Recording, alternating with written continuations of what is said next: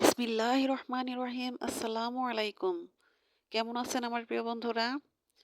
আশা করি আল্লাহর অশেষ রহমতে আপনারা সবাই যে যেখানে আছেন অনেক অনেক ভালো আছেন, সুস্থ আছেন। আমিও আল্লাহর অশেষ রহমতে আপনাদের সকলের দয়ায় আলহামদুলিল্লাহ ভালো আছি। তো কাছে দূরে দেশ বিদেশে যে যেখান থেকে আমার এই ভিডিওটা দেখতেছেন, আমার এই ভিডিওটার সাথে যুক্ত আছেন। তো সবার প্রতি রইল আমার আন্তরিক ভালোবাসা ও শুভকামনা। তো প্রিয় বন্ধুরা, ভিডিওর শুরুতে একটা রিকোয়েস্ট, আমার এই ভিডিওতে একটা লাইক দিয়ে আমার পুরো ভিডিওটা কন্টিনিউ করেন। আর নতুন বন্ধুদের বলতেছি, প্লিজ বন্ধুরা, ভিডিওতে ঢুকে হুট করে বেরিয়ে যাবেন না। মনোযোগ সহকারে আমার ভিডিওটা দেখুন। হয়তো কোথাও কোনো একটা অংশ আপনাদের ভালো লেগে যাবে। যদি ভালো লাগে তাহলে আমার ভিডিওটাকে সম্পূর্ণ দেখে আমার এই ছোট্ট চ্যানেলটাকে সাবস্ক্রাইব করে আমার পাশে থাকতে পারেন। আর অবশ্যই ভিডিওটা দেখা শেষ করে তারপরে ছোট্ট একটা কমেন্ট করে যাবেন, যেন সেই কমেন্টের সূত্র ধরে আমি আপনাদের পরিবারে চলে যেতে পারি, আপনাদের একজন সদস্য হয়ে আপনাদের পাশে থাকতে পারি।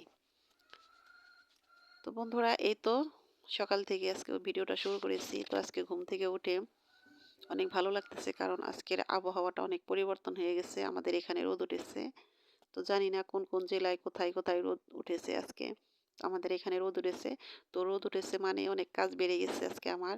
কারণ এই রোদের কারণে কিন্তু কোনো কাজই করতে পারতেছি না। তো আমরা যারা গ্রামে বসবাস করি তারা কিন্তু আমাদের তাদের কিন্তু ওই বাহিরে, মানে আমাদের বাহিরে, ঘরের বাহিরে অনেক কাজ থাকে, সে কাজগুলো করতে হয়।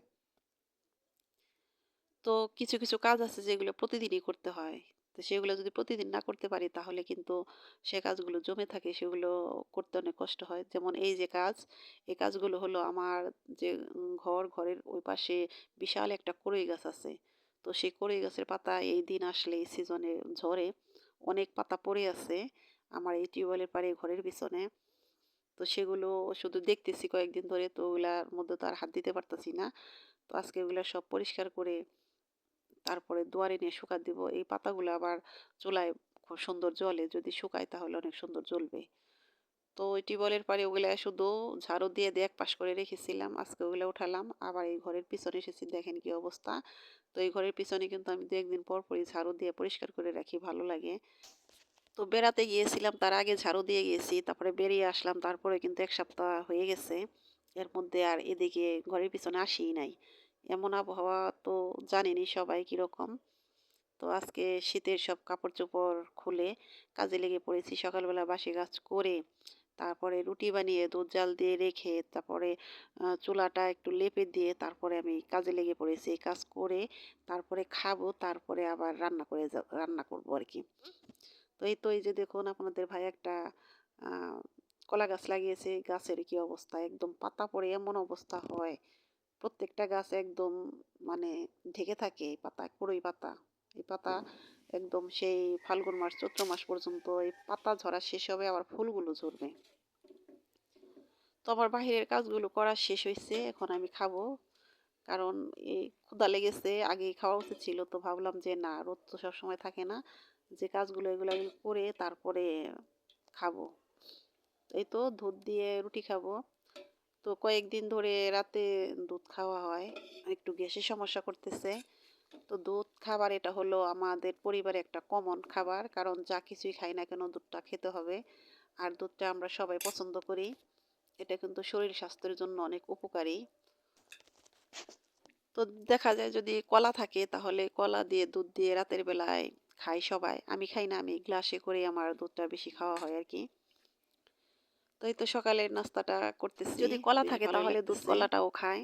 গরম আর গরম না দুধ, হলে আর তো রুটি। রুটি বানালে দেখা যায় দুধ দিয়ে রুটি তো দিয়েও খায়, সকালবেলা তাছাড়া দুধটা রান্নাঘরে গিয়ে গ্লাসে করে আগে খাওয়া রুটি বেশি হয়। বানিয়ে তারপরে আমি হলো চুলাটা লেপে দিয়েছিলাম। যে রোদ উঠেছে আজকে, বললাম না যে আজকে কাজটা একটু বেড়ে যাবে, বেশি কাজ করতে হবে। তো এই তো লাউ দিয়ে চিংড়ি শুটকি রান্না করব, আর হলো কলই শাক ভাজি করব।